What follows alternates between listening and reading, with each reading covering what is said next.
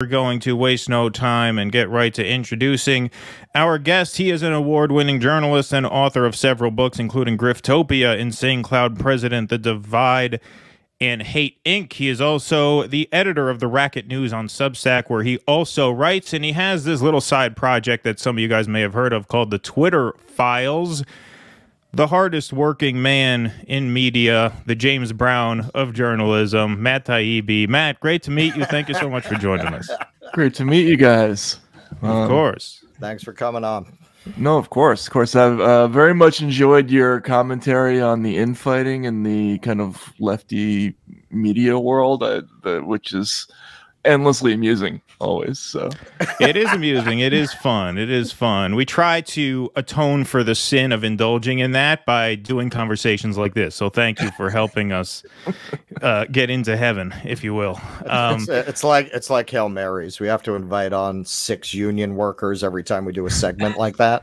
Yeah, right. Oh God, I was raised Catholic. You're bringing back bad memories. So yeah. Yeah. I grew up in a neighborhood that was so Italian. I'm Jewish, but I went to midnight mass every year. A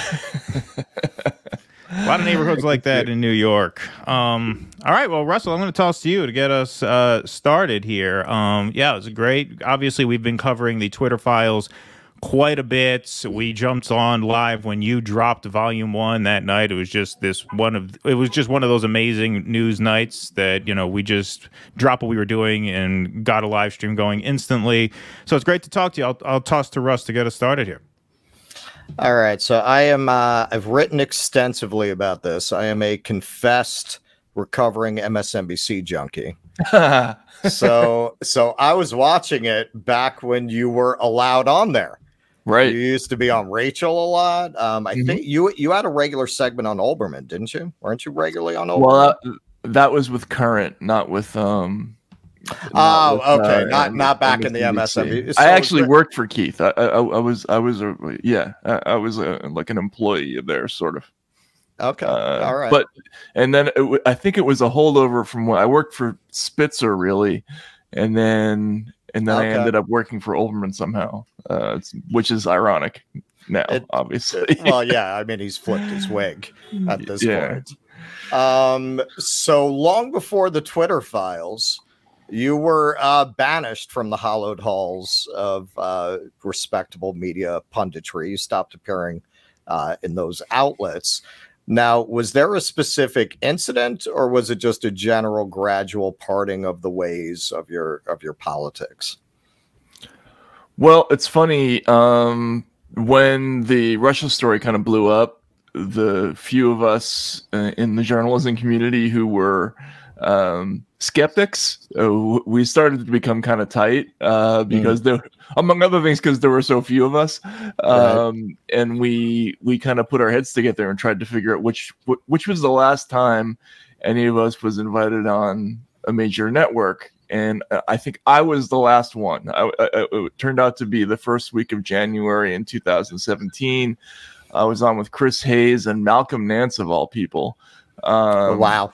And yeah, I didn't really say anything too controversial, except you know, this is obviously a big deal. It's like the Super Bowl of intelligence controversies, and we don't have a whole lot of information yet to go on, and who knows, right? I mean, you're not really supposed to have that take on TV, but that was my take: is we don't have anything to go on.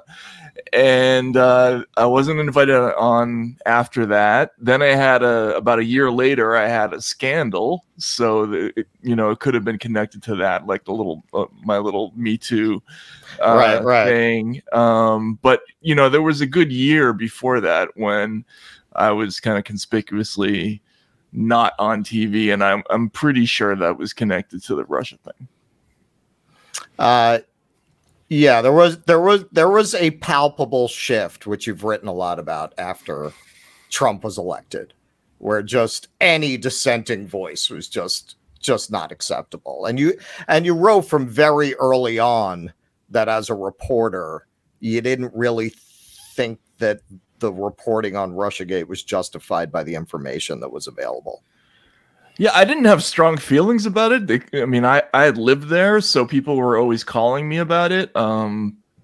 But when I did look at it, I thought, wow, you know, there's an awful lot of anonymous sources here. And when the anonymous sources are pointing us in a direction, it's at something else that's unconfirmable. And, you know, that there's always danger signs when you can't like recreate the work in the lab, right? As a reporter. So that just made me nervous from the beginning. Like there was this amazing story I remember really early that was widely reported that the outgoing, as Obama was leaving office, intelligence officials told other intelligence agencies like the Mossad not to share intelligence with the United States because there were leverages of compromise on the incoming administration. I thought that's an incredible story, right? Like, you know, whatever is going on with Russiagate, that's a real story. Somebody had to call up a reporter and tell them that, and that's extraordinary. But what are they basing that on? You know, and I think a lot of reporters actually just got confused by the hugeness of that one real phenomenon. I mean, like somebody was really telling the Mossad not to share information, but based on what? Like it was like the Russian nesting doll. There was you never got to what was actually in the middle of it, and that was a problem. Just to interject quickly, I was also in the year before Trump got elected. I was on TV a lot that year because I had been, you know, a lot of the stuff that I'd written about Trump was popular with the MSNBC crowd. Right. Sure. I had a lot of colorful things to say about him, but if you go back and look, one of the things that I was saying was he's going to do well, and Hillary Clinton is the ideal candidate for him to be running against. But, you know, in the way things are in the media, people read what they want to read. It's kind of like a Rorschach test. And so after the election, suddenly that didn't look so good, I guess.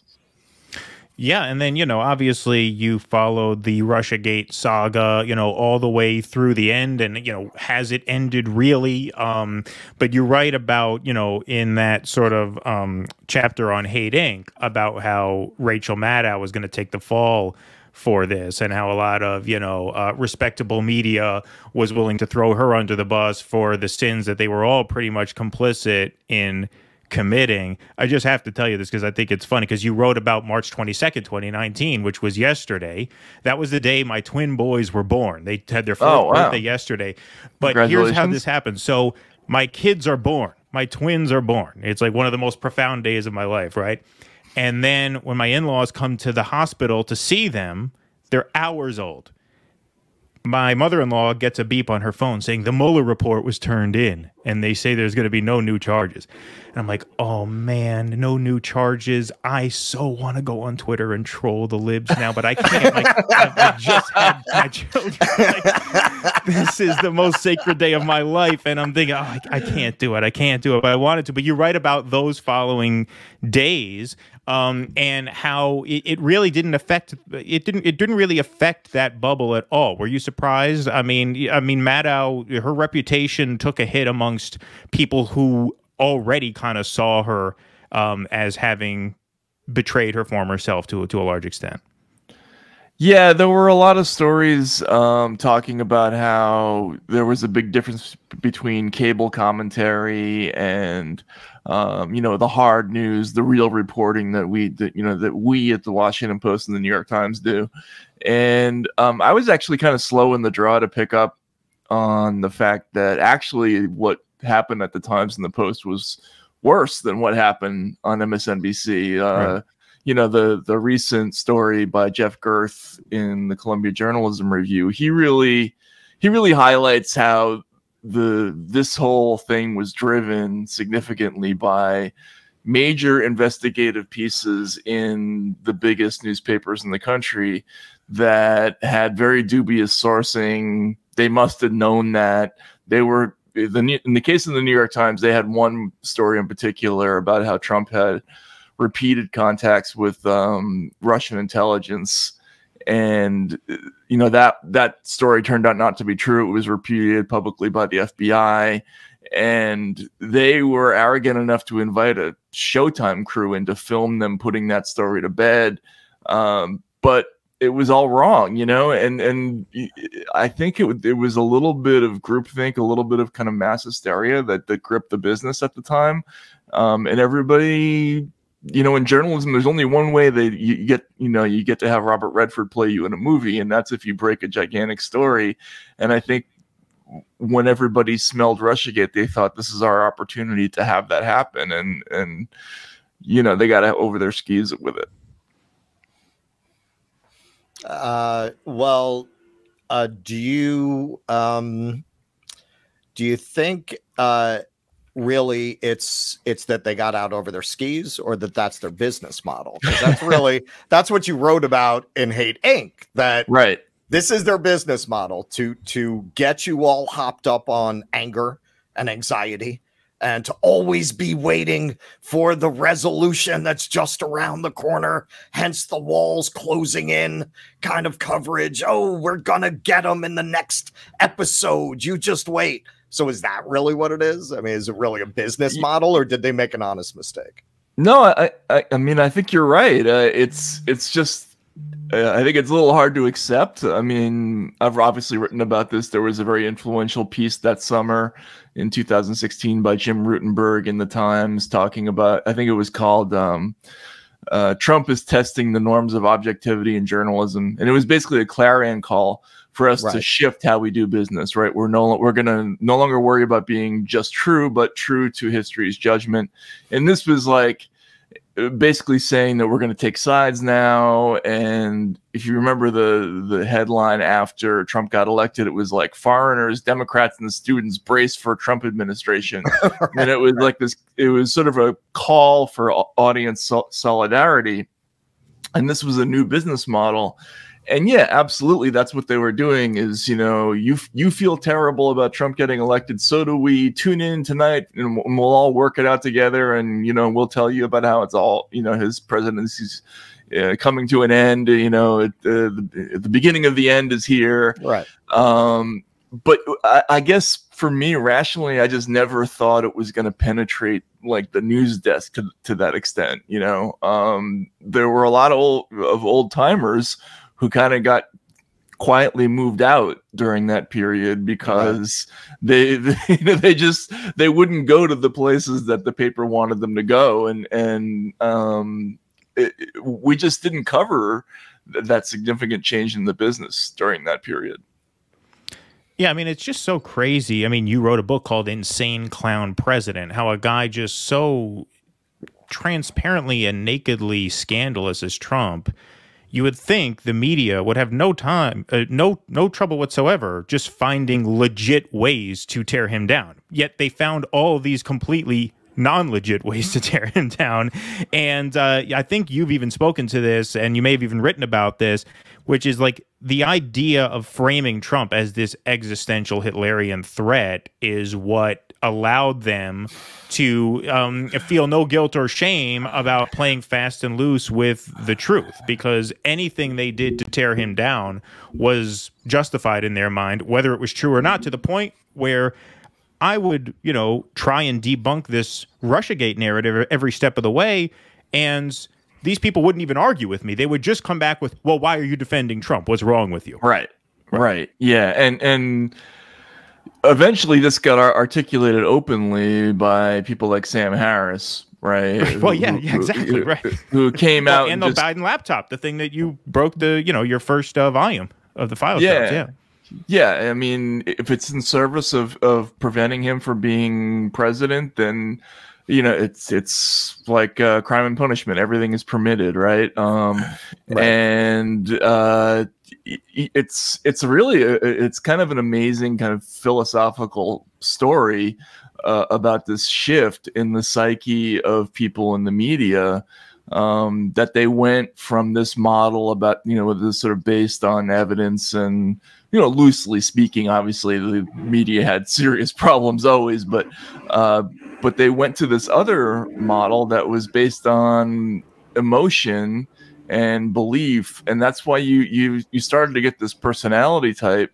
Then you could tell them anything you wanted. You could show them any amount of facts about anything, and and they would just say things like, no, I know he's guilty. I know he is. And the funny thing is he was guilty of other things, surely, but like not these things. And it's still kind of a mystery to me, like why didn't they just go after the stuff that he did wrong? He actually did wrong, like that's the thing that I don't really get.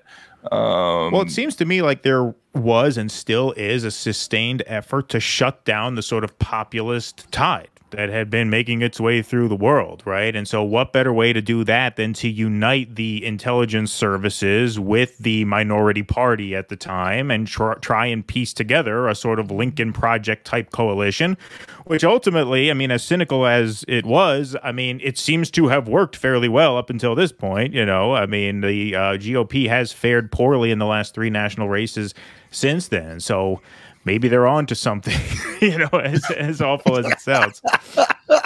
Maybe, but I don't know. I get it. It doesn't feel like it's going to hold, does it? It doesn't. And I remember the first time I thought about this problem was oddly enough covering the Howard Dean campaign.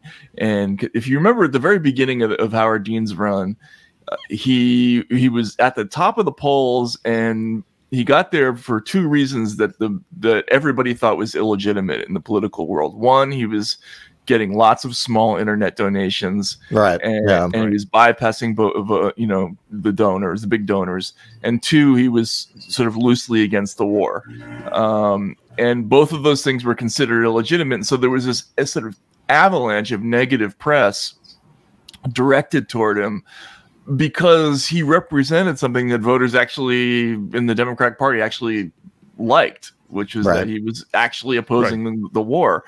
And I think that carries over. That model is consistently true. Like when the public is not in sync with the objectives of like the national security establishment, whoever the vehicle is has to be crushed with extreme force, and Trump has become the embodiment of that. For all his other qualities, he does represent a real rebellion against the system. He didn't have help from the party. He didn't really have help from corporate America with money anywhere near as much as Hillary got. And so I think that's tremendously threatening, especially in the context of Brexit and other things like that.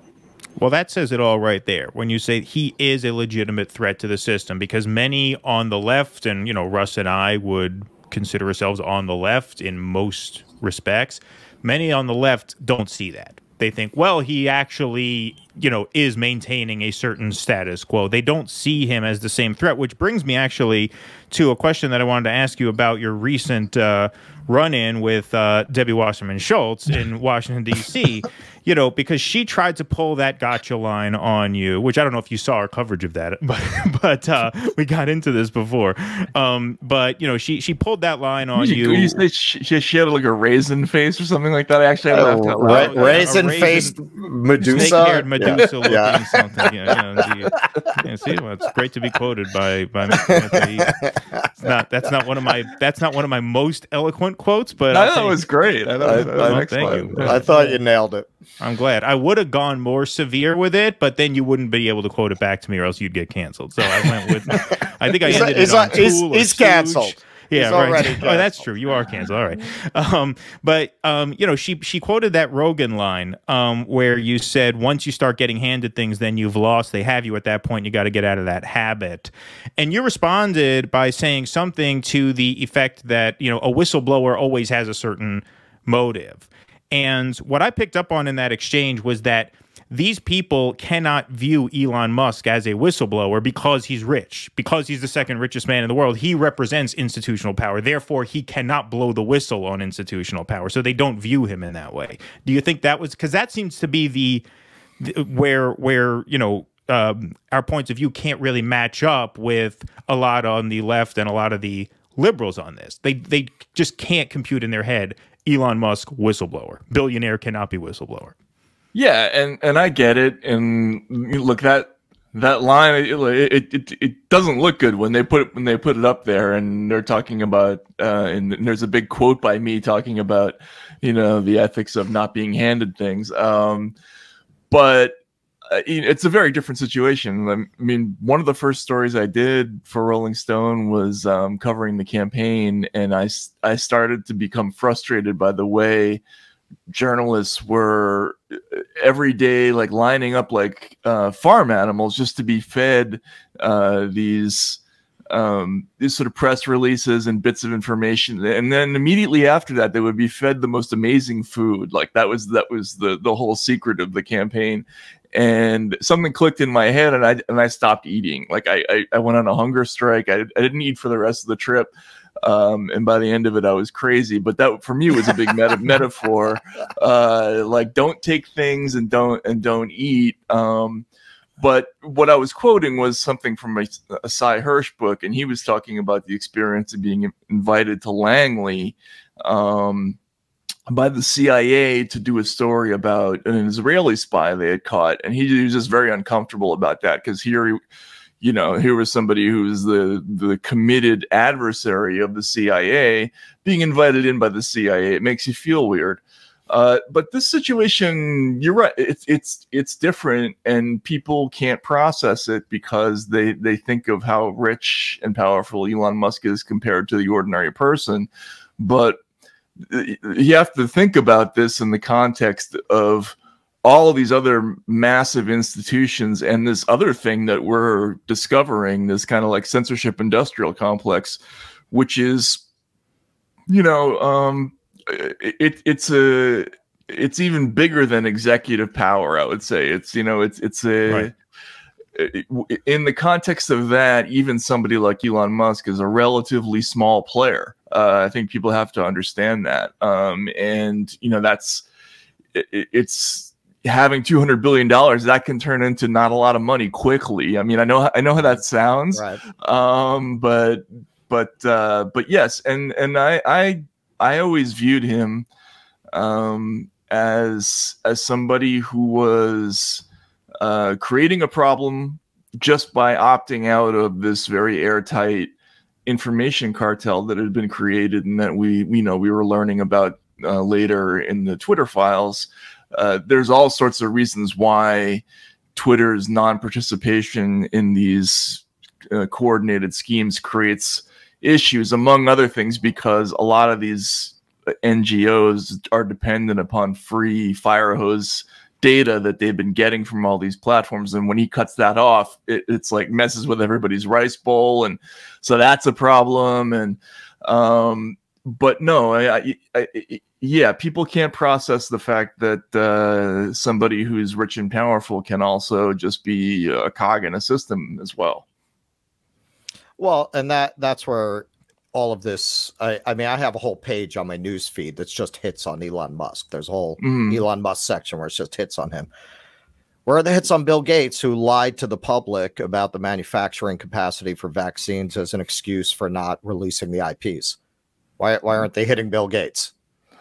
Well, right. I mean, I think, as you put it, I mean, they're all assholes, right? I mean, when you get to that level, you're going to be stepping over bodies to secure your fortune over and over and over again, as almost definitionally as part of what you are. But, some of these billionaires are different from others.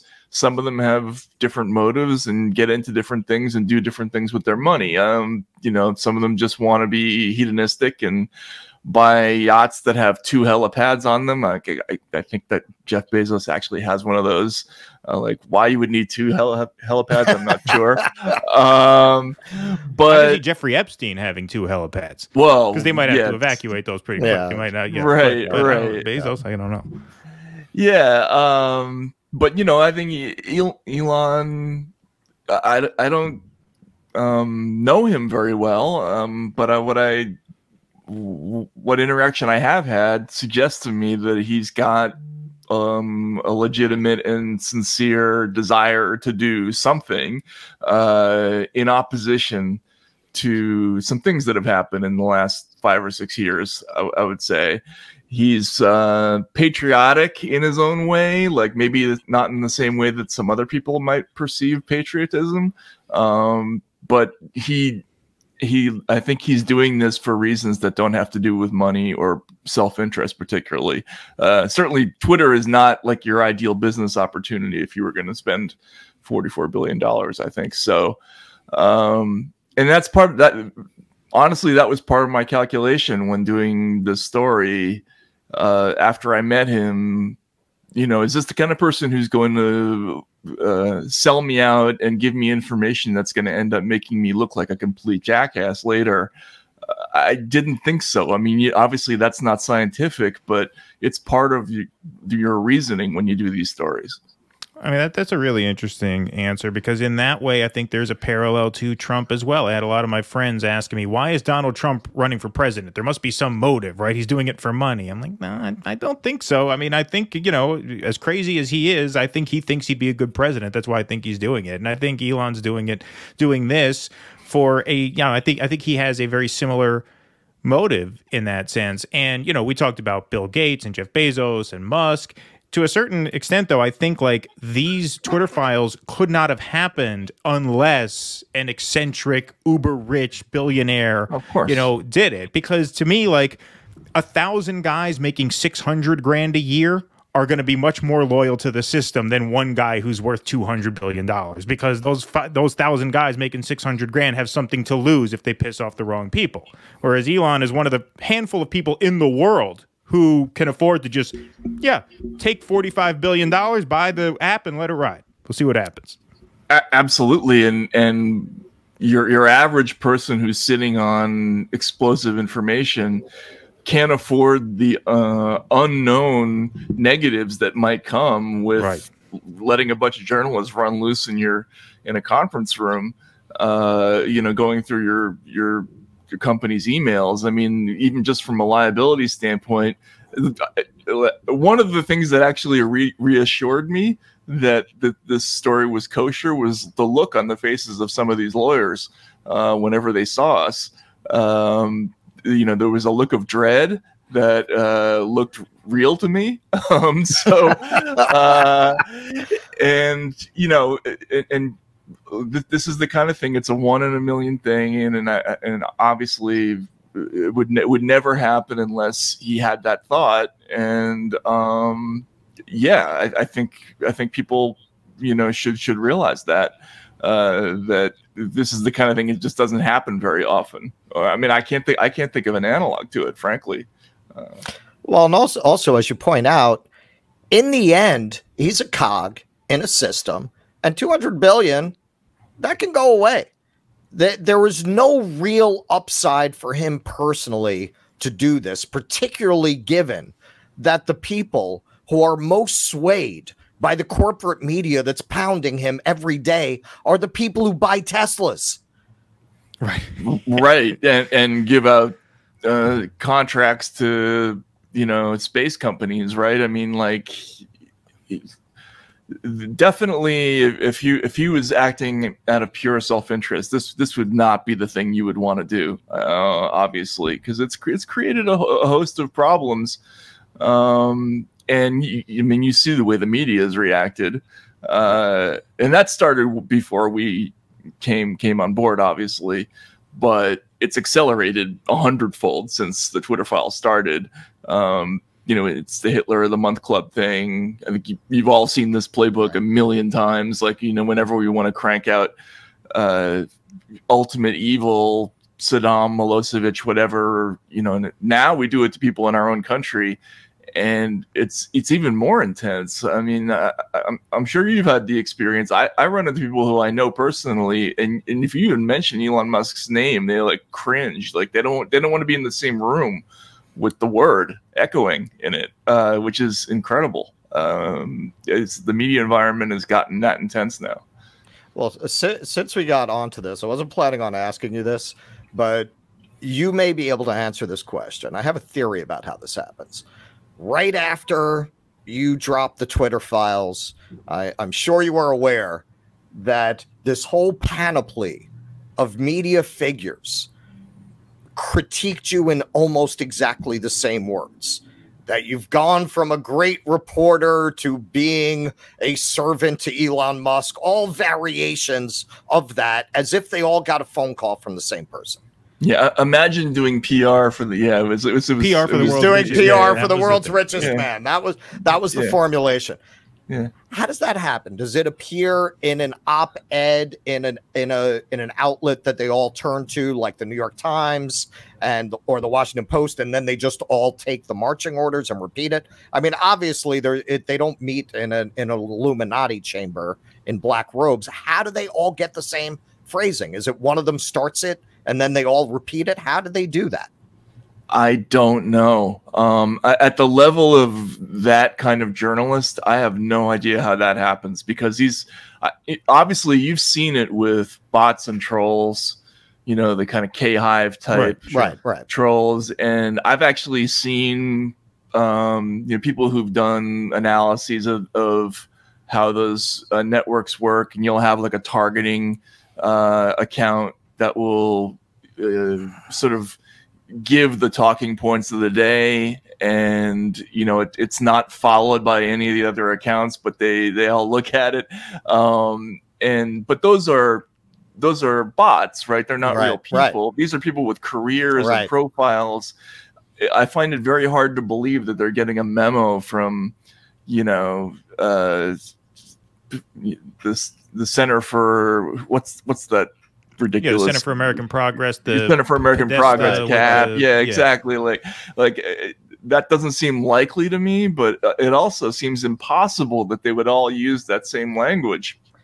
I mean, so exactly, right? Well, it's not parallel development. That's off the table. So it's coming from somewhere. Right. I mean, and what is it? I always wanted to get on the list for TDIP, right? The Democracy Integrity Project, which is where all the journalists who were writing about Russiagate, they had like a daily list that they were all looking at, and maybe there were talking points there. Maybe there's some kind of thing like that but I think I would have heard about it, honestly. Like I still have some friends in the business, and that's it's still that was amazing to me, honestly.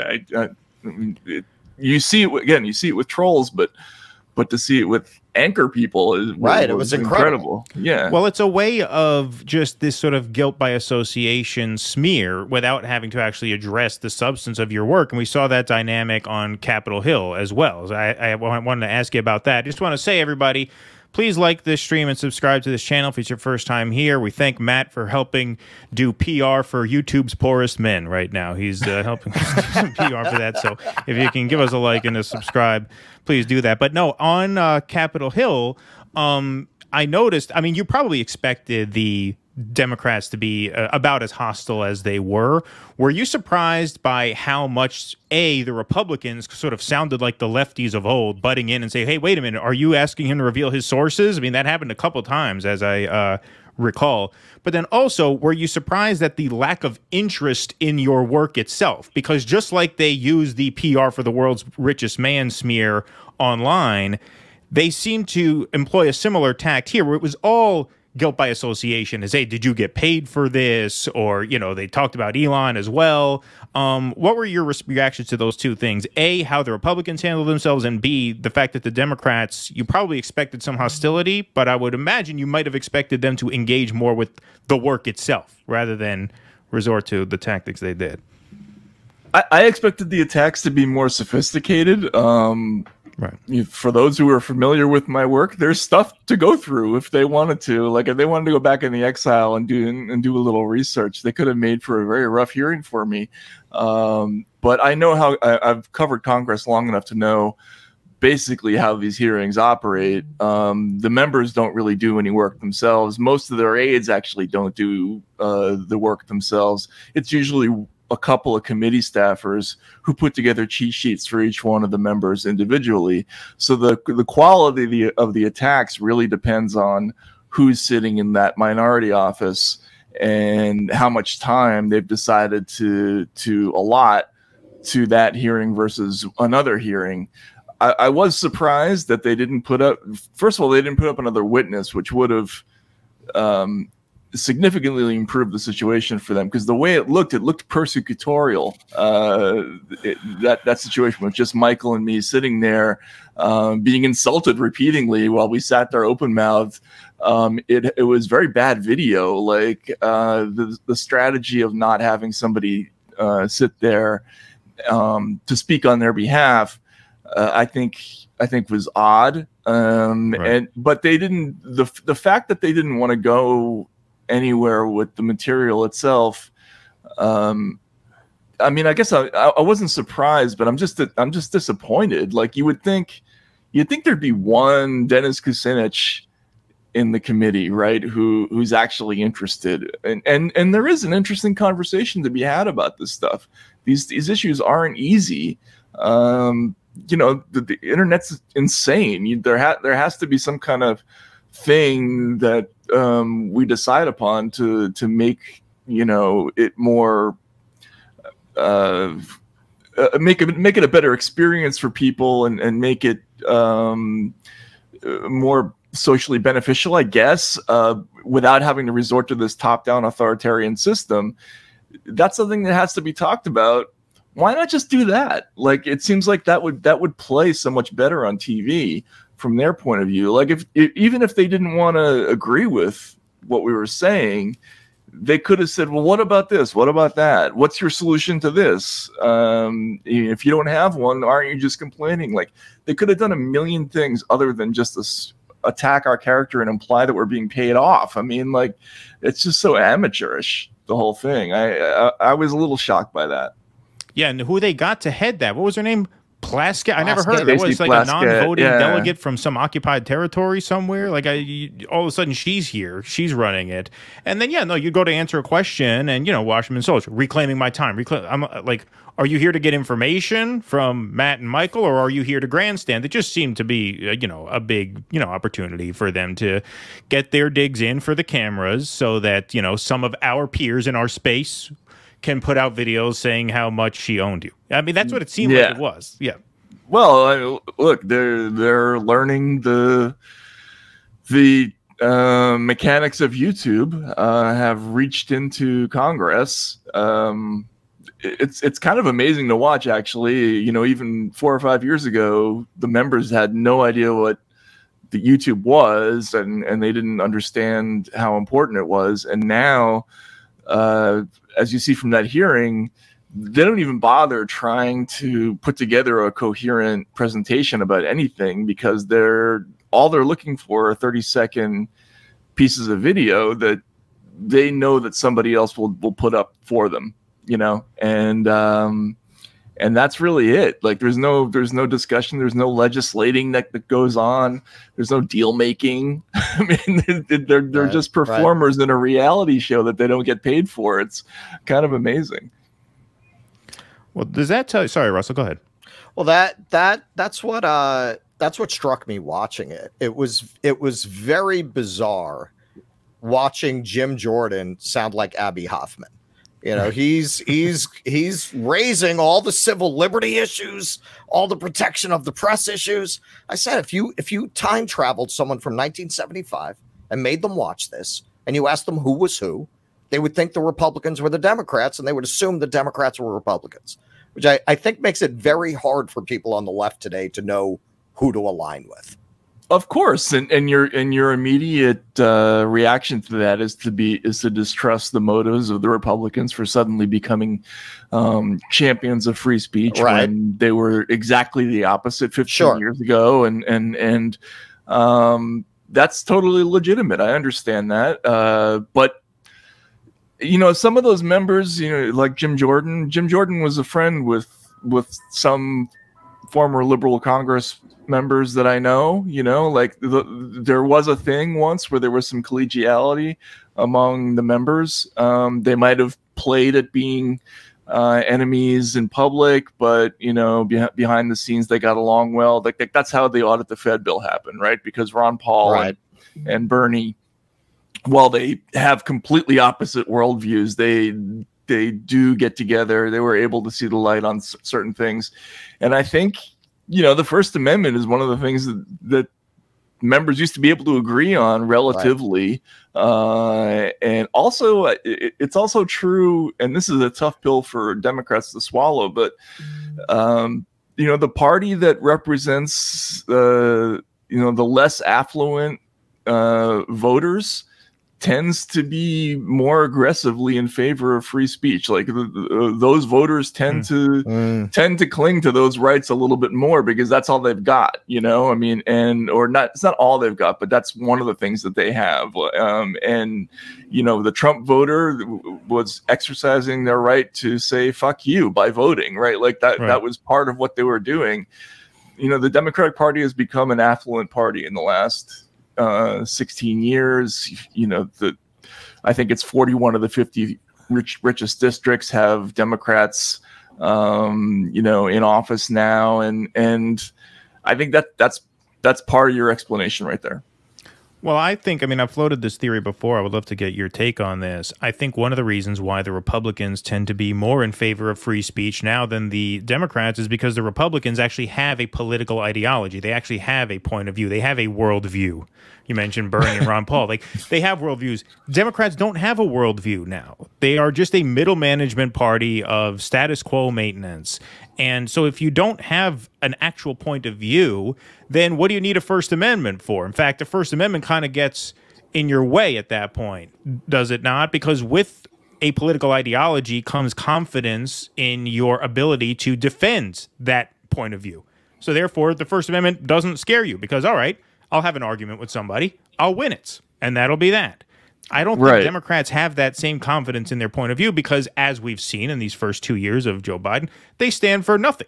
They couldn't even get paid family leave through the House. Yeah. Right. And they easily could have, by the way. Of course. I'm sorry, not through the House. They got it through the House. Couldn't get it through the Senate. Right. Yeah. But they're the managerial class, right? Like that's what they stand for is technocracy, right? And this whole thing that you know, the Clintons really made this popular in the 90s, this idea that you know, ideology is less important than just managerial competence, and that's what we stand for. And you know, we have an ability to work with the experts, right? The people who really know how to do things. And, you know, Bob Rubin, we're gonna bring him in to become Treasury Secretary because, yes, he's an evil scumlord who ran Goldman Sachs, but he really knows money, you know, and you know, who cares if he's not exactly the friend of the working man? Like, that's not what the Democratic Party is anymore, right?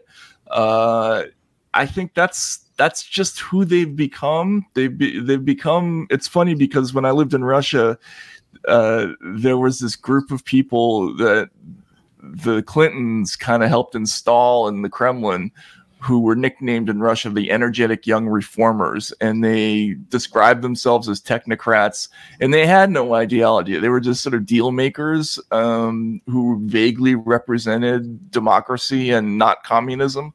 But there was no there, right? And I think Democrats have become those people. I think you're right. Yeah, well, speaking of that, I know Russ had a couple questions on the Monk debate that he wanted to ask you. Russell, do you want to well, first, actually, well, you've spoken about how when people go against, this kind of relates to what we're talking about. You've talked about how when anyone goes against the approved narratives like Russiagate, they get the ick factor thrown onto them. But it seems increasingly like that's backfiring. You're one of the most popular journalists on Substack. So's Glenn Greenwald. Barry Weiss's project is doing very well. Joe Rogan, in spite of their best efforts, remains on Spotify, remains the #1 podcaster in the country.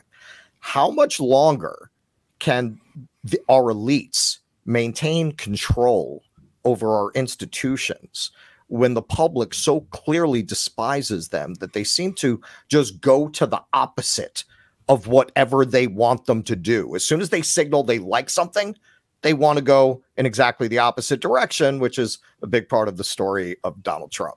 How much longer can they really control? I think you're right about that. I mean, first of all, the fear factor that gripped people in, especially the media business, for a long time. Like, oh my God, I don't want to be cast out of the garden, right? So I'm gonna fall into line. I don't want to have what happened to Taibbi and Greenwald. Like that was a thing. Nobody wanted that to be their lot. To be no longer invited to sit in the green room with Ken Burns waiting to go on for 2 minutes with Chris Hayes or whatever it is.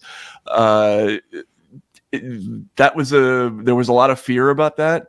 Now nobody's afraid of that, because look what happens. Like, first of all, the jobs are being eliminated at a rapid pace in traditional media. There's no job security. The job sucks more than it ever has before.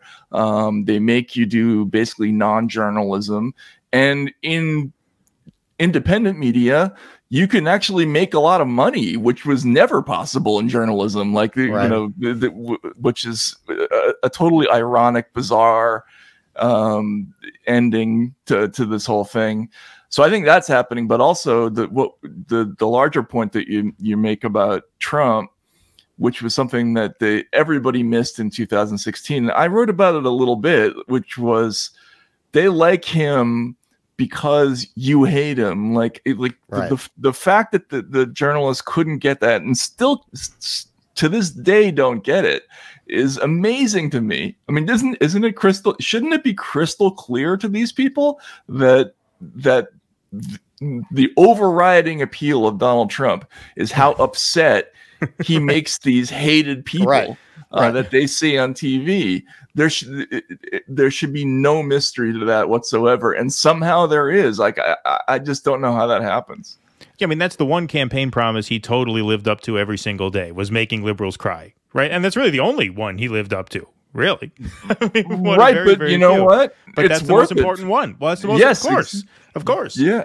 Because if the government's bought and paid for anyway and no progress is possible, then what else is at stake besides owning the other side? Like, making the other side cry is the payoff. That is politics. Absolutely. Yeah. I mean, and this was abundantly clear really early in the race. I remember following him around, and he would always start off by, like, a comedian. I mean, that's kind of what he is. He's a little bit of a stand-up comic. And he would always start by, instead of picking out a loser in the first row who's having a bad date, which is what the comedian always does in a real comedy club, he goes after the journalists, because we are the losers in the club. And he would always have something horrible to say about us, and it was always funny. But then it turned a little nasty pretty early. Like, look at these bloodsuckers. They hate me. They hate you. They came all this way because they want to see me fail. Well, I'm not going to fail, that kind of thing. And people would hoot and holler, and they would throw stuff at us. And I thought, man, look, this is going to work. Because, I'm looking around at the press pool and thinking, why wouldn't people hate us? Like, we suck. We're terrible people. And, and then you go out and you interview people in the crowd, and they tell that to your face. I interviewed this one guy in New Hampshire, and all he could talk about was he's not spending a dime for media. He's got all of you. He's leading all of you people around by the nose. That's why he's got my vote. I'm like, you're voting for him because he's getting free media? and the guy's like, yes, And so, but my point in telling that story is if I got that answer in late 2015 repeatedly from people on the campaign trail, how come nobody else was getting the same answer? Like, it's impossible to me that they weren't getting the same response. Well, I think the difference is, like, Matt, you were happy to go to Substack and go it, on your own. And I think you've even spoke to this in the past, where, like, that used to be the personality type of the journalist. The journalist didn't care about being friends with people. They almost wanted to make enemies with people. They weren't afraid of pissing people off. They relished it. Whereas now the media culture is such that it's all about hanging out in that green room and getting invited to the cocktail parties and mingling with your peers. And so, when Trump would point to them, these are horrible people, they would really consider that really an affront to them and their entire social class and their social clique. Whereas, you know, somebody like you who says, all right, well, you know, fuck it. If I can't say what I want at Rolling Stone, I'll open a Substack. I'll open my own shop. Like, that's sort of old school in the way that I think a lot of these media people don't really connect with anymore. Yeah, it's unfortunate. I mean, definitely, I hate to be all back in the day about it, but you know, reporters always used to have this independent streak that was kind of a job requirement. Part of, you know, you couldn't do it unless you had a little bit of that in you, I think, once upon a time. Reporters are always a little bit jerky, and good ones always are. The best investigative reporters are, I mean, I've met a lot of them. They're absolutely impossible people, right? But that's part of what makes them so great is that they don't let you rest until they get what they want, and you know that's not always pleasant, but that's part of the job. And also, moving from organization to organization used to be kind of a mark of a good journalist. Like, a good journalist would always get fired sooner or later from wherever they worked. It was just, it was inevitable that there was going to be a clash with the editor, and you know, the byline was going to be in another magazine the next day. I had a friend in Russia, this guy Leonid Krutakov, who was famous for getting fired every time he wrote something. Like, he cycled through every newspaper in Moscow, and he used to be proud of that. I don't think that's not as much of a thing now, which is too bad, because if you're going to be a herd animal and a social animal, like, do it in a profession where you can make more money. Like, that's what I don't understand about it. Like, why go into journalism particularly to be that kind of person? Oh, it's more high profile. I think it's for that. It's for the status. But you also write about how the class has changed. That used to be a working class job. And what I very often see with these journalists, like the way they absolutely despised Bernie Sanders. I don't know if you read, Thomas Frank did this great article, SWAT team for Harper. Oh, no, I didn't see that one. That was great. It was, he just broke down how the Washington Post covered the Sanders campaign. And it was all from the perspective, you know, to them, because of their class, they represent this kind of Eastern Seaboard centrism. And he was just anathema.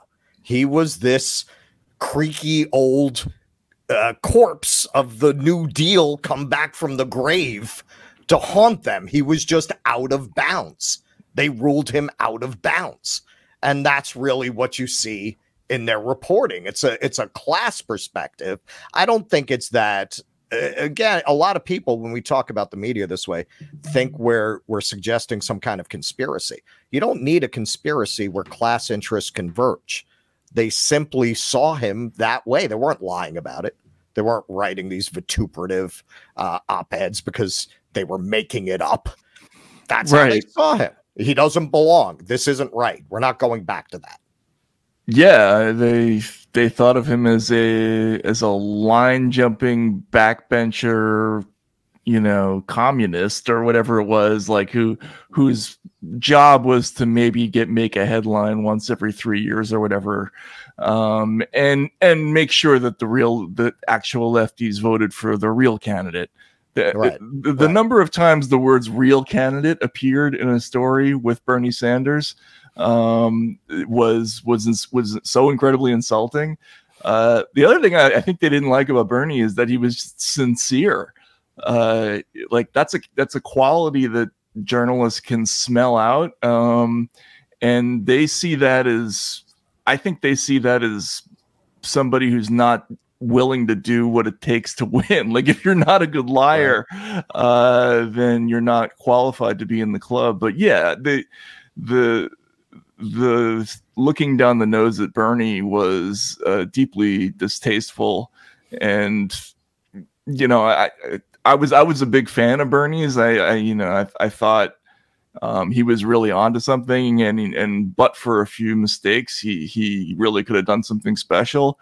But he he was really more undone by the press than I think any other political figure in recent times was. Now, that's a good segue into this. So in Hate Inc., you closed out with a chapter on Rachel Maddow that was fascinating because you took a lot of heat on having her on the cover with Sean Hannity. Now, you've known her since when she was on Air America. Is that when you met? Yeah, like 2001 or 2, maybe something like probably 2002 or 3. Yeah, something like that. All right. So you say at one point, I admired her as someone who was smart, quick, and funny. She has since sacrificed even her sense of humor to MSNBC, letting the network commoditize this side of her to the point of unrecognizability. And you go on to say, it's been amazing watching a woman who in life is naturally bright and inquisitive turned into a vehicle for this kind of extreme anti-intellectual exercise.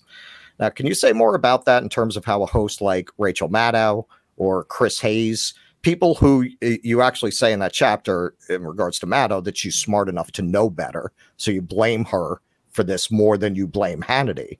How do they end up propagandists for a political party? Are they blind to what they've become? Do they feel the ends justify the means, or is it about the paycheck? Yeah, I mean, it's a tough question. I think there's probably some self-deception that goes on when everybody's telling you you're amazing and you're getting paid a massive amount of money and the company loves you, and everywhere you go, there's just affirmation everywhere. It's hard not to think, well, they must be right on some level, you know.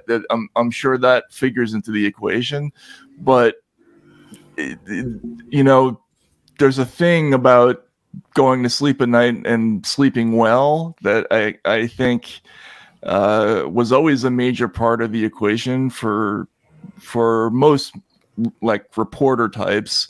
And I thought of her as somebody who was very sincere on about the politics once upon a time. And, you know, to see this turnaround into this hyper patriotic, aggressively like anti-Russian in the same way that you know, that Bill O'Reilly was about Muslims once upon a time. It's the same formula, it's the same shtick. She has to know that it's the same shtick because she's good at it. Like, in other words, it's to be good on TV in the way that she is a skill that you have to be analyzing it constantly, and she has to know exactly what it is that she's doing. So it must be a conscious choice.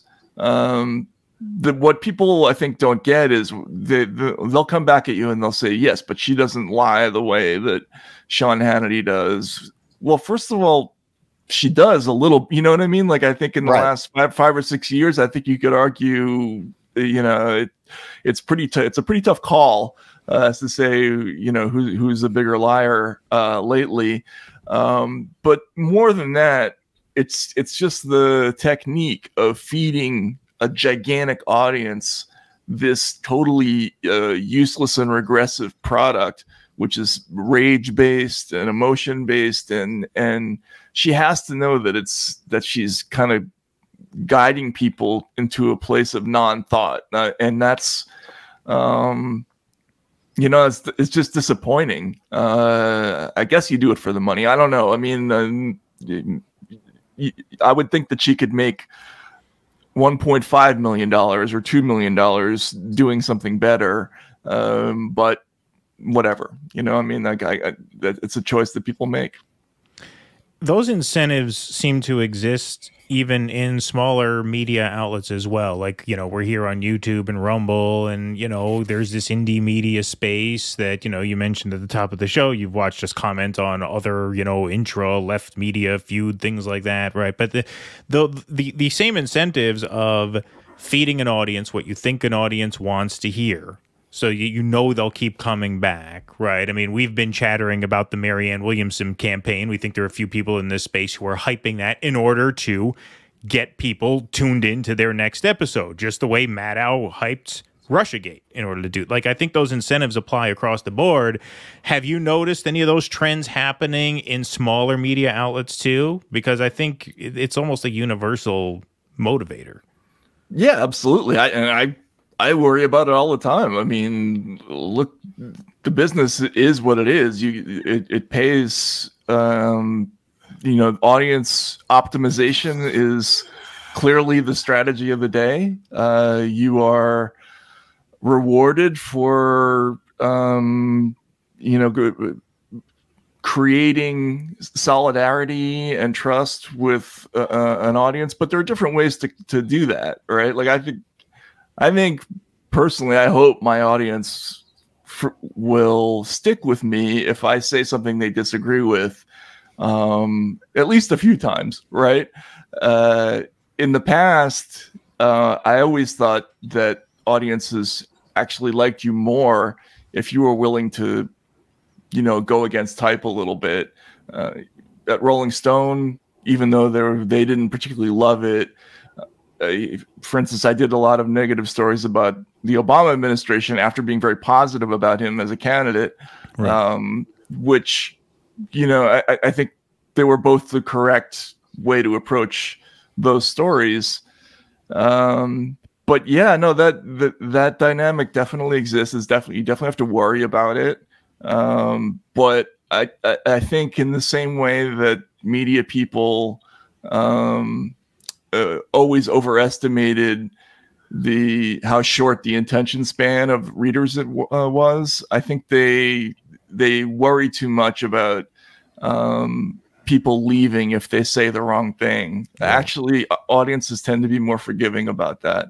One last thing I'll say about that, though, is also part of journalism is salesmanship. Like you have to sell stories if you really care about them, if you think they're important. Right. You got to make a lot of noise. That's part of the job. Is the the Sturm and Drang of the whole thing. Like, right. And it's very American. Like that's one of the reasons American journalism has been great. There's a P.T. Barnum streak that a lot of great journalists have, and I don't think there's anything negative about that as long as you're drawing attention to the right thing, you know. But if you're trying to turn people into miserable anti-intellectual drones, like I don't know about that. Right. So you won the Monk debate. You and Douglas Martin. Yeah, you won. You won. Yeah, I think it would have been ugly without Douglas. Let's put it that way. Yeah. I consider him a kind of modern day William F. Buckley in a lot of respects. But you were up against Malcolm Gladwell and Michelle Goldberg on the resolution that the mainstream media should not be trusted. You swung the audience 39%. They started out against you. That was a Canadian audience. So yeah, that's an impressive feat up there to have swung them over to your side on that question.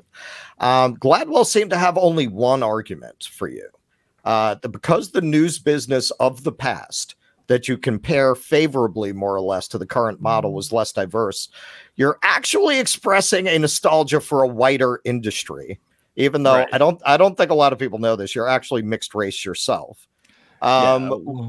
It's something you never pull that card, but I'm going to. So why do you think he chose that argument rather than to take on your basic premise that the news business has become too much business, not enough news? And did you actually find it a hopeful sign that the audience saw through what he was doing and swung to your side? Yes. But look, it's the same issue that we were talking about with Trump. I didn't have to do anything. I just had to sit there, and Malcolm Gladwell just swung the audience toward us by being totally unlikable.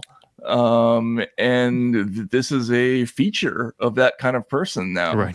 When they reveal themselves, when they reveal who they really are, the inside is not terribly attractive to audiences, and you just can't have that. Again, like you have to show a little bit of yourself to audiences to make them trust you. And if when you do that, people recoil like they're in a zombie movie, like, you know, that's maybe a hint that something's going awry with your approach. I think But yes, I think people are beginning to make better decisions about that. And, you know, we weren't saying that you have to get rid of the mainstream media. Right. But I think it needs some healthy competition, and it's getting it because people they finally, I think, are getting over this conditioning that says that the only thing that's a fact comes from these places, despite the fact that that's been drilled home to them in part by these organizations that we're looking at now in the Twitter files. Yeah, and they get to hear a perspective that they wouldn't hear, right? I mean, when an audience in a room gets to hear you and Douglas give the counter narrative to what they're saying, most people buy it because most people have common sense. But so many people just never get to a point where they even hear anyone articulate a case against mainstream media. All they consume is mainstream media. This gets a lot into your Loudoun County reporting, which Russell wants to ask you about before you go. But Russell, you had one other question about that debate, did you not?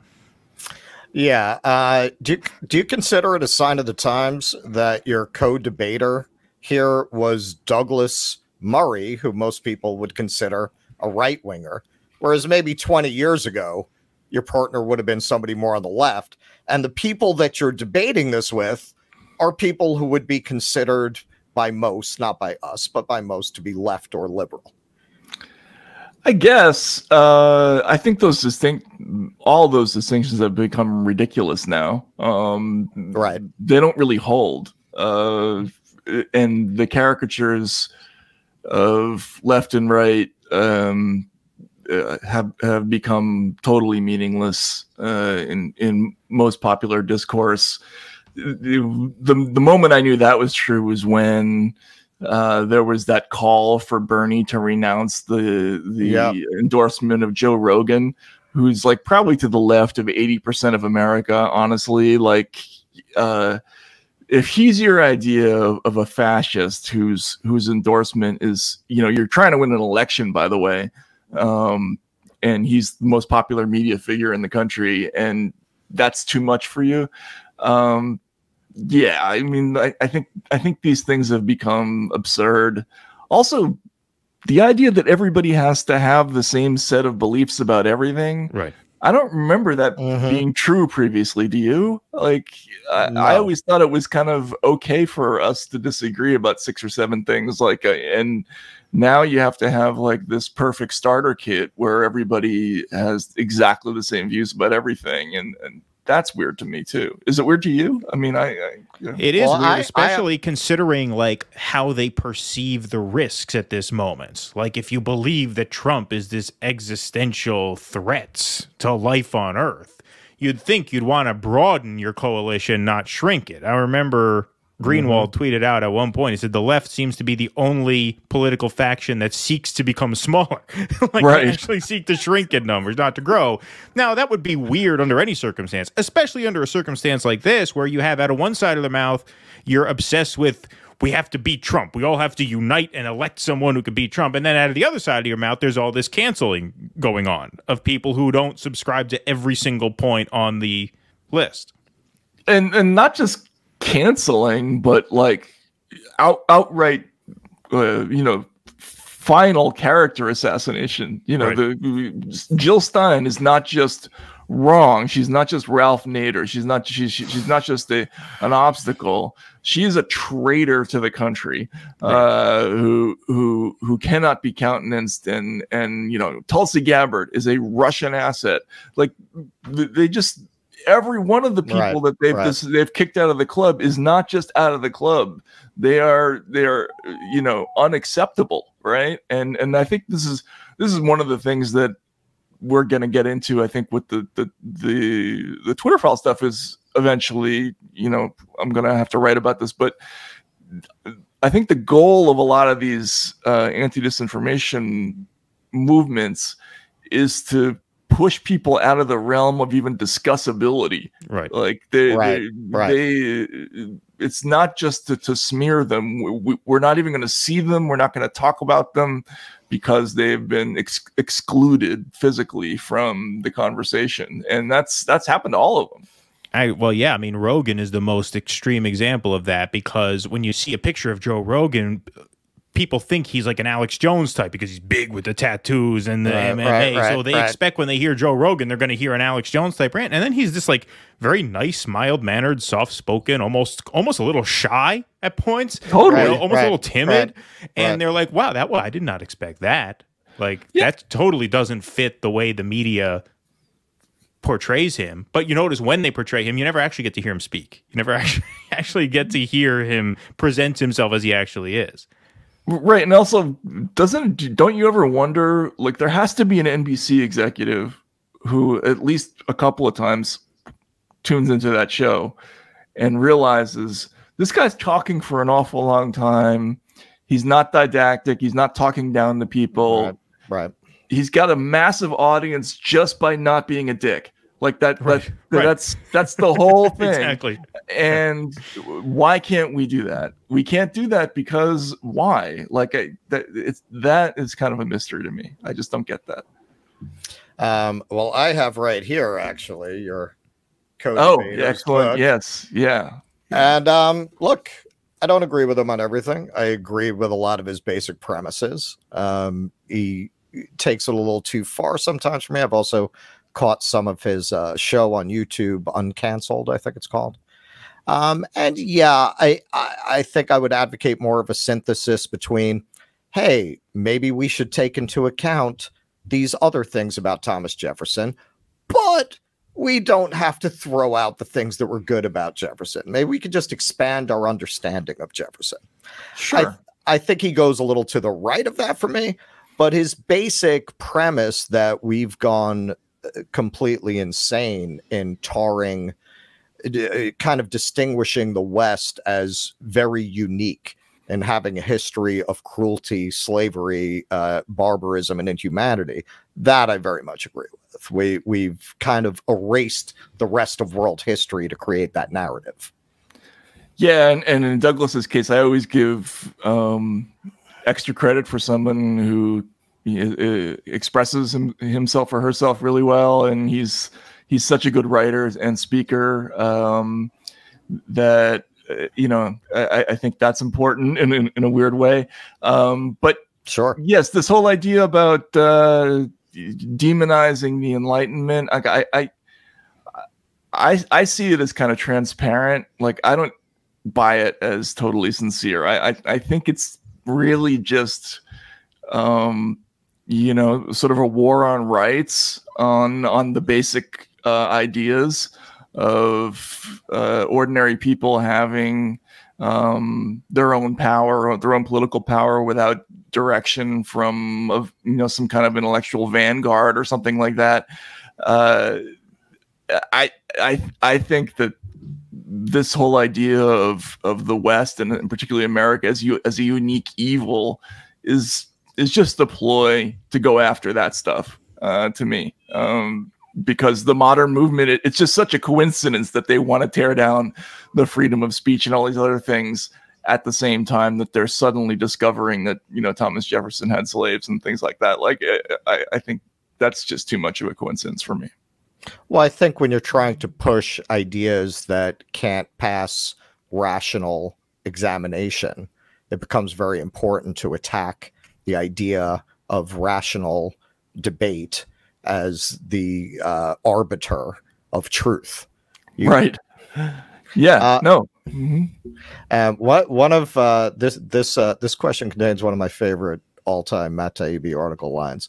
One of your articles, you described the, roughly speaking, woke movement. It was really an article about cancer culture around that letter that was sent out. Oh, yeah. You described the woke movement and cancel culture as making the junior anti-sex league look like Led Zeppelin. You also pointed out that the reason the 60s counterculture was so successful was that its vision and its artistic output was so appealing. How do you think such an I think, objectively unappealing movement was able to supplant that version of the left?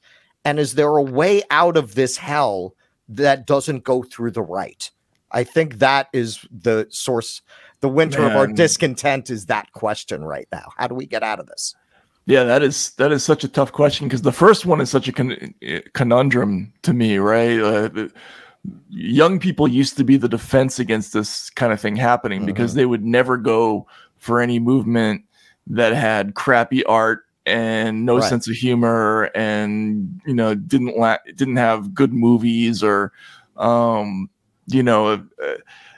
sense of fun somewhere. But there is one kind of appeal to youth that does work, unfortunately, and it's the one where you empower young people to have power over their parents and over older authority figures by sort of giving them collective authority to denounce and and to control, and I think that's what they've done in this recent incarnation. They've replaced the Wayne's World version of youth that a lot of us grew up with, which was just kind of fun. We all got high and didn't worry about growing up until we absolutely had to, with this other version of growing up, which is deathly serious and miserable and concerned with all these grave issues that kids shouldn't have to worry about yet. You know what I mean? And they've sold young people on that by giving them more power than they've had in the past. And I think that's unfortunate. Like when you're young, the greatest thing about being young is having fun, and they've taken that away from this generation, which is unfortunate. Oh, and as to the second point of it, is there a way out of this without that doesn't go through the right? I don't know. I mean, but I suspect that it's going to start with some movement that begins with a great comic or a great band or some kind of great writer, because that's usually how it happens. Like a movement is attractive somewhere in some way to young people, and they just flock to it, and they abandon the other thing. And I'm waiting for that to happen. Well, but this is part of why I say, can we get there without going through the right? Because one of the craziest things that has happened in my lifetime, when we were coming up, the butt of every teen sex comedy was the uptight Christian right moralist, right? Right. From Porky's on down, right? All of these movies, that was the butt of the joke. Animal House, Greg Marmalade. Animal House, right. Yeah. We've actually made the right funny. You were one of the few who covered What Is a Woman? We covered it too. Right. He stole Michael Moore's act. He was funny. It was funny. The right was never able to be funny because the left wasn't uptight enough to make the object of a joke like that. Right. Babylon Bee, I saw that they did a sketch a few weeks ago in the same vein where there's a spelling bee and the word is woman, and the kid goes, "Can you define it?" And everyone freezes. That was funny. That was a funny gag. I was like, this is like classic Saturday Night Live. It was, and look, I don't agree with him about everything. I hate that I have to say that. But look, yeah, fair enough. Fair enough. But I preface with that as well. But the way he did that was classic satire. He let the subjects do it to themselves. He asked the question and just sat back and let them tear themselves apart on camera. And there's no answer for that. Like it's not a camera trick. As you say, it's the same thing that Michael Moore did. Like, the guy sitting there talking about peace and love while he's got a nuclear missile in the background. Right. Like, people being idiots on camera, and when you let them do it, is a very peculiar and very powerful kind of satire. And I would never in my life have dreamed that it would come from the right in any meaningful way, because I always identified the right with having no sense of humor. Like that was right a crucial part of my understanding of the world for most of my life. And so to see that happening is disconcerting. And makes me wonder. I just think that we're just changing the definitions of things. Like, you know, maybe what we're calling there right now is just, you know, used to be the left. I don't know. I mean, it's hard to say. I mean, in certain ways, yeah. I mean, that anti-establishment punk rock quality. I mean, in 2016, I mean, the Trump team, it was a comedy team. I mean, Roger Stone, Steve Bannon, Milo Yiannopoulos, what were some of the? I mean, even a guy like Alex Jones is funny. I mean, he is funny. He is funny. Yeah, exactly. He's nuts, but he's funny. Yeah, he is. I mean, on the Democrat side, what? John Podesta, Neera Tanden, Hillary Clinton herself, Tim Kaine. I mean, there's nothing funny about any of them. There's nothing interesting about it. There's nothing unpredictable about any of them, right? Yeah. Whereas the Trump team was nothing if not unpredictable. No, Trump was. I mean, he had moments that were like laugh out loud funny. I mean, the whole thing where Jeb Bush saying, you know, my mother is the strongest woman in the world. She should be running. Like come on, that's like straight out of the Poconos. Like, you know, that he would have gotten an encore for that. And the reason that worked, though, again, is because the current political establishment is so unlikable, right, that they're just easy targets. I mean, frankly, Trump could have done it better. You know, he was a little bit undisciplined in some of the other dumb shit that he was saying. But yeah, for the most part, it was like a hot knife through butter with all those idiots on the Republican side, and then Hillary is just totally hopeless on that front. Yeah, indeed. Well, I think this is what a lot of people didn't understand about him. It was a Rodney Dangerfield slobs versus snobs movie, and America has always loved that movie. Right? They have, exactly. He did a whole bit. I remember. Yeah, you know, you got to salute. After a while, you're saluting all these times, and your arm gets very tired. Yeah, he was at the West Point graduation, and he had to salute each of the graduates. Yeah. Can I do one salute for all 600 of them? Do I have to do 600 salutes? Yeah. Last night, he was doing a thing very in very Trumpian form.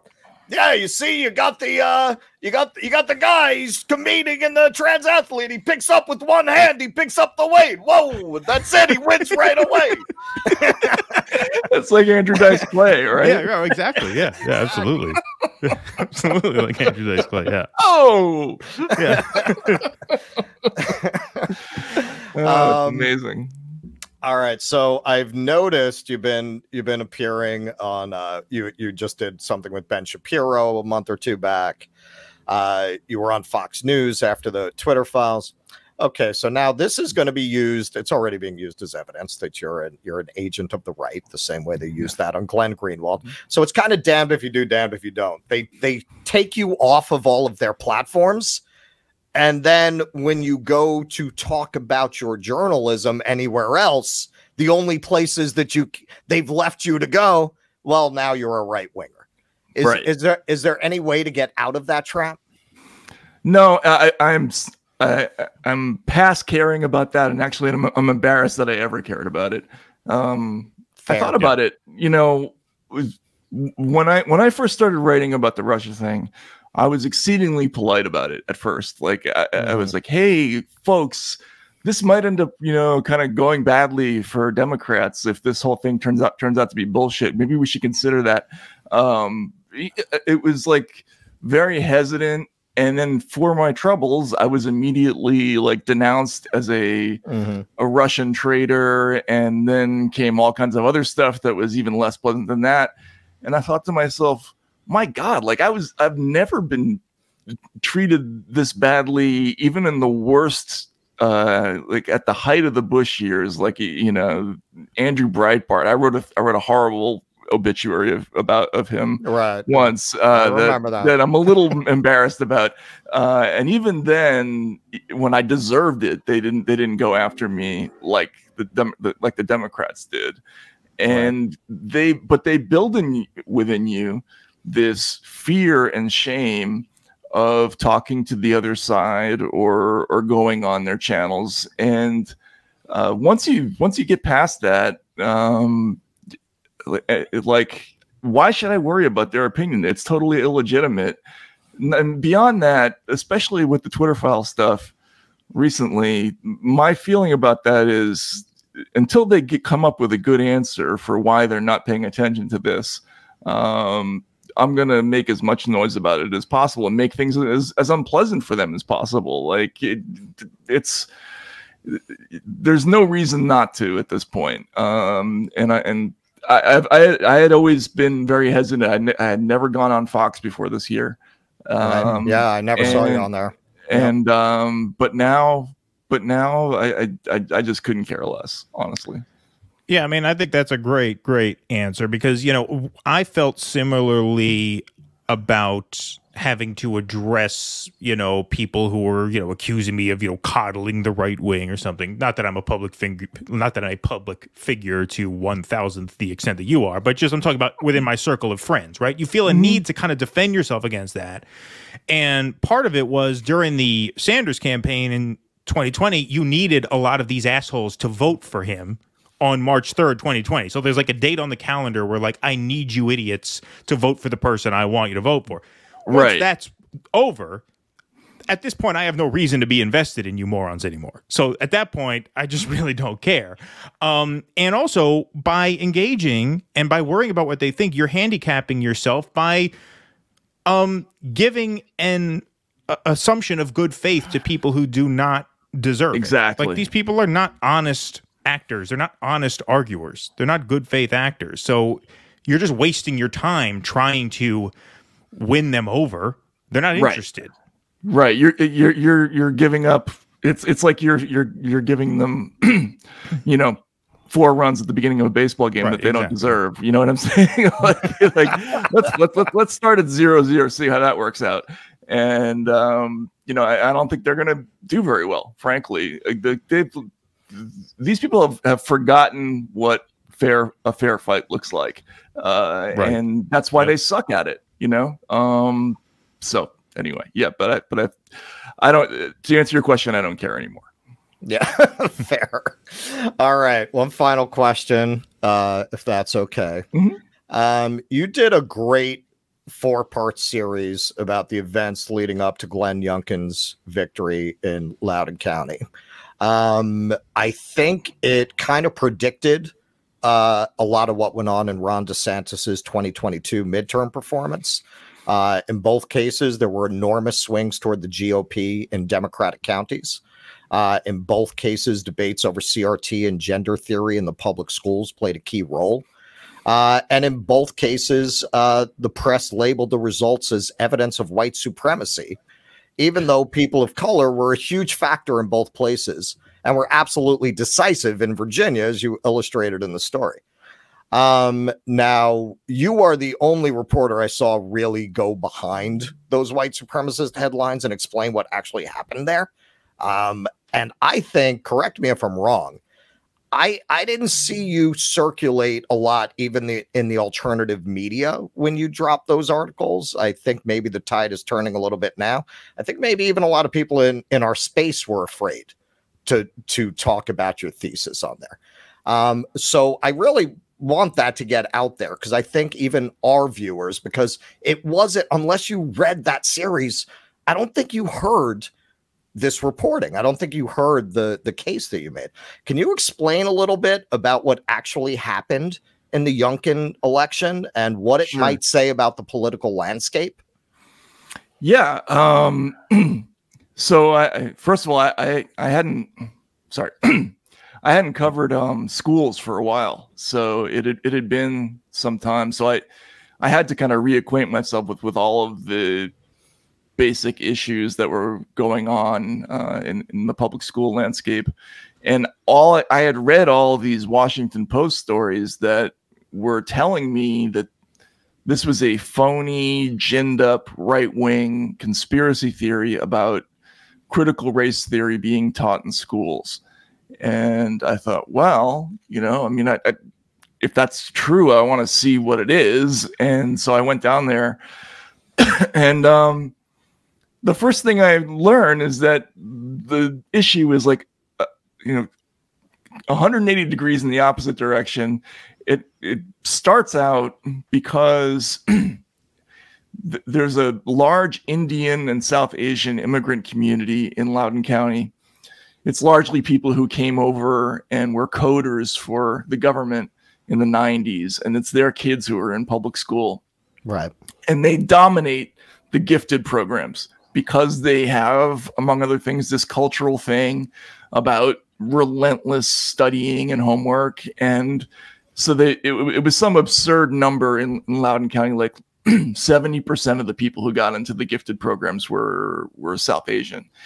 And so in an effort to address what complaints, among other things, by the white community in Loudoun County that was actually doing poorer than it had, they created this new system that was equity based, and it essentially assigned a fixed percentage of spots to the different races, which I thought was nuts. Just on the level of putting race into the law, like I thought that was a big step to not get any press about, first of all. But you could see how people would be angry about it. Here you have this community that's intensely patriotic in a really interesting way. Like these South Asian immigrants, these Indian immigrants, they come over here. They love the opportunity story of America. They're much more positive about this country than people who are born here in many cases.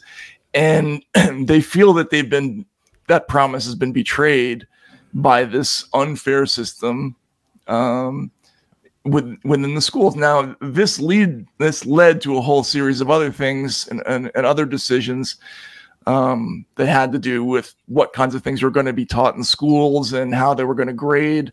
But mostly it was about the unfairness of the system and the fact that the secondary problem had to do with the lockdowns and the fact that kids weren't getting taught well. And just to see the distance between what was really happening and the way this was being presented in the news, I understood for the first time, like, well, of course people are going to vote, differently. Like when you have kids, I have 3 kids now. There's nothing that's more important in your life. And if you see, hijinks going on and lies being told in major newspapers about your situation, people are going to be spun up. And I saw them marching angrily into the voting booths that night. It's an impression that's hard to get rid of. Excuse me for losing my voice at the end. No, that's all right. So that to me, because I went back and reread it before I did this segment, that to me has a lot of implications for what's going on in the country, because something I keep hammering on the show is, okay, so a lot of these cultural issues that you only talk to other people like yourself about and you think there's some groundswell of support for, there isn't. If you actually look behind the headlines and look into what's actually happening, Democrats swung the election to Youngkin, not some hidden tribe of lost Confederates. Democrats. Right. Same thing with, DeSantis might have won anyway, but you had these enormous swings. What was the swing in Miami-Dade? Miami was like 30 points. Yeah. It was a 30-point swing towards DeSantis. And, they were pretty well aware of his stances on education before they voted. This didn't come up last month. So what do you think is going to happen when you get a figure like that running for president next time? Do you think they're going to lose?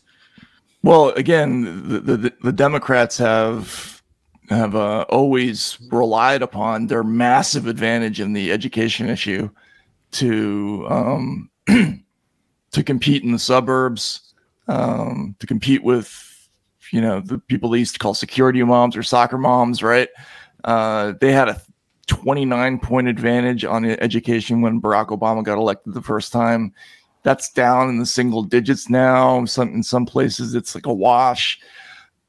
And if they lose that, if people start widely disapproving of sort of new theories that are being introduced to education, especially this idea that you know, we're gonna change the way we do admissions, like this whole thing with, right, you know, college admissions in Asian kids in the University of California system, or Yale or Harvard or whatever it is. Like, I don't think that goes over well with the average voter, you know. And yeah, like the idea that you're gonna base your belief on what a minority group in some other state thinks on what you read in the Washington Post, like, you got to remember that you know, sometimes something gets lost in that game of telephone, right? You should probably go to the source every now and then and find out what the real story is, because very often it turns out to be something you never expected. I think that's one of the things I love about journalism generally, is like, you know, you show up, you expect one thing, and it turns out to be something else. Absolutely. All right. Well, Matt Taibbi, I guess you can save your voice for Debbie Wasserman Schultz. Don't waste any of it.